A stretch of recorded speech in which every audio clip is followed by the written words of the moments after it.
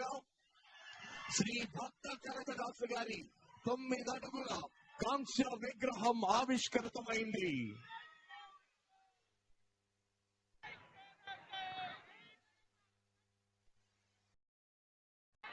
కురుబ జాతి ఆత్మగౌరవం పెంపొందించే దిశగా శ్రీ భక్త కనకదాసు గారి 9 అడుగుల కాంస్య విగ్రహం ఆవిష్కృతమైంది.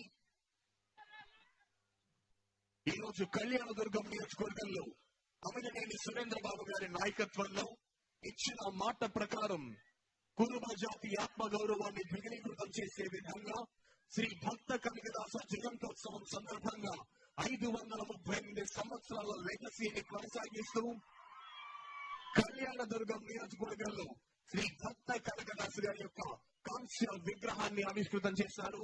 ఇలాంటి కార్యక్రమం ముఖ్య అతిథి శ్రీ నారా లోకేష్ గారు.